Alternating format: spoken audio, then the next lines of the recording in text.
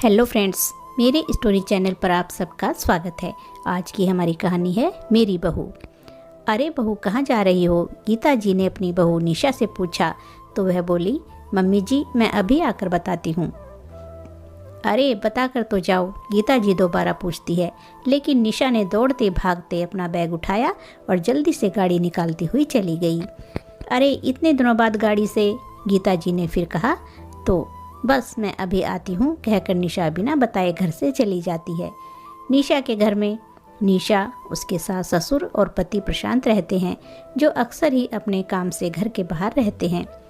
निशा की एक ही ननद है जो कि बड़ी है और उसकी शादी भी हो चुकी है। निशा की शादी को 4 साल हो गए हैं। निशा अपने परिवार के साथ बहुत खुश है।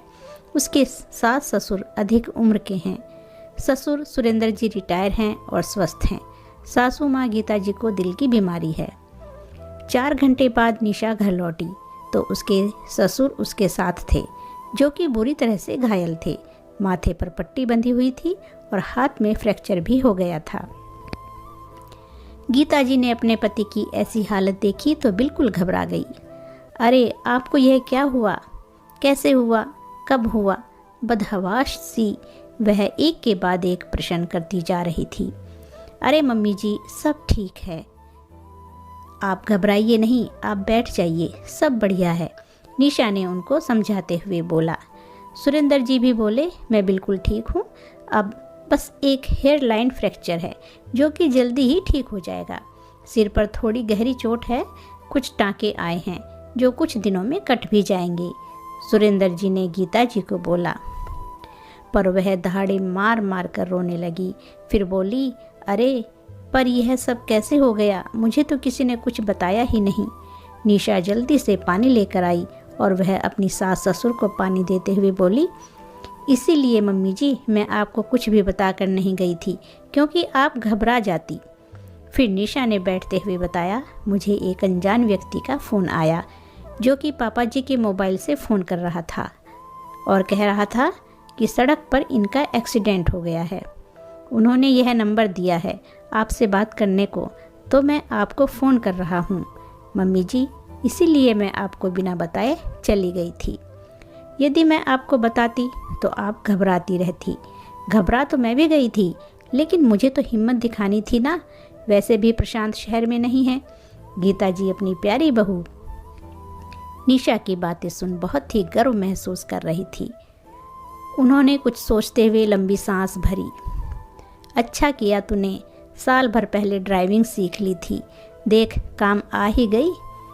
हाँ मम्मी जी, कुछ दिनों से गाड़ी चलाने से मुझे कॉन्फिडेंस भी आ गया था और पापा जी का एक्सीडेंट ऐसी वीरान जगह पर हुआ था, वहाँ पर आने जाने के ज़्यादा साधन नहीं दिख रहे थे। और हाँ, अपनी गाड़ी से मैं सही समय पर पहुँच गई। डॉक्टर ने बोला आप अगर इनको थोड़ा देर मिलाती तो काफ़ी ब्लीडिंग हो जाती। फिर इनका कोमा में जाने का डर था। सर पर गहरा घाव है, पर चिंता की कोई बात नहीं है। डॉक्टर ने सीटी स्कैन करके बता दिया है, सब सही है। निशा ने सासू माँ को समझाते हुए सब बता दिया। गीता जी भी निशा को देखकर खुशी से मुस्कुराने लगी। आज उनकी बहू ने इतनी समझदारी से एक बेटे जैसा काम जो किया है। सुरेंद्र जी को देखने 2 दिन बाद पड़ोस के वर्मा जी आए। उनकी बहू बैंक में जॉब करती थी। उनको अपनी बहू के इस बात पर बड़ा गर्व था कि मेरे बेटा बहू दोनों ही कमाते हैं, और वह बातों बातों में अपने बहू के कमाने की तारीफ करते रहते और कहीं ना कहीं निशा को नीचा दिखाने की कोशिश भी करते रहते। प्रशांत की बिल्कुल भी इच्छा नहीं थी कि निशा नौकरी करे। घर की स्थिति तो बेहतर थी ही, तो प्रशांत कहता था तुम घर में ही रहो, नौकरी करने के लिए मैं काफ़ी हूँ, तुम मेरे माँ बाप और अपना ध्यान रखो और खुश रहो और ज़िंदगी का मजा लो, मेरे लिए यही काफ़ी है। निशा को भी नौकरी करने की कोई ख़ास इच्छा नहीं थी। उसे अपनी सीधी सरल ज़िंदगी पसंद थी, इसलिए उसने भी नौकरी करने की कोई भी जिद नहीं की और अब अपने सास ससुर के साथ मज़े से घर में आराम से रहती थी। उस दिन भी वर्मा जी अपनी बहू की तारीफ़ कर रहे थे। उनकी बातों से अब निशा थोड़ी हर्ट होती है, तो यह बात गीता जी को भी महसूस होने लगी थी। इसलिए गीता जी बातों ही बातों में उस दिन वर्मा जी को बोली कि मेरी बहू नौकरी नहीं करती है तो क्या हुआ, वैसे वह बहुत ही सुशील, संस्कारी और होशियार है। समय के साथ सही निर्णय लेकर हम लोगों का पूरा ध्यान रखती है।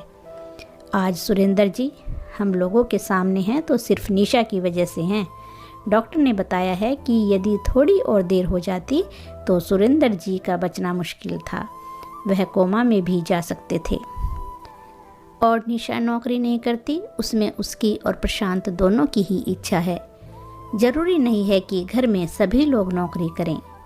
सुरेंद्र जी की इतनी अच्छी पेंशन आती है, साथ ही मेरा बेटा भी इतनी अच्छी नौकरी में है। गांव में हमारी इतनी प्रॉपर्टी भी है, तो हमें नहीं लगता कि निशा का नौकरी करना ज़रूरी है। आज गीता जी की बात सुनकर वर्मा जी अपना सा मुँह लेकर रह गए। सबके सामने गीता जी के मुंह से अपनी बड़ाई सुनने पर निशा अंदर ही अंदर बहुत खुश और गौरवान्वित महसूस कर रही थी। उसे लगा जब मेरे परिवार वाले मुझसे खुश हैं तो मुझे और कुछ नहीं चाहिए। दोस्तों, आज समाज में प्रचलन हो गया है कि जो लोग नौकरी करते हैं लोग उनको ज़्यादा महत्व देते हैं, पर यह मन की इच्छा और पति पत्नी का मिलकर लिया गया फैसला होता है। यदि किसी महिला की इच्छा नहीं है तो नौकरी करना जरूरी भी नहीं है, क्योंकि एक महिला घर रहकर सास, ससुर और बच्चों को संभालती है, तो ये क्या किसी नौकरी से कम है? आपकी क्या राय है इस बारे में कमेंट में ज़रूर बताइए। और कहानी पसंद आई है तो लाइक, शेयर और चैनल को सब्सक्राइब कीजिए। धन्यवाद दोस्तों।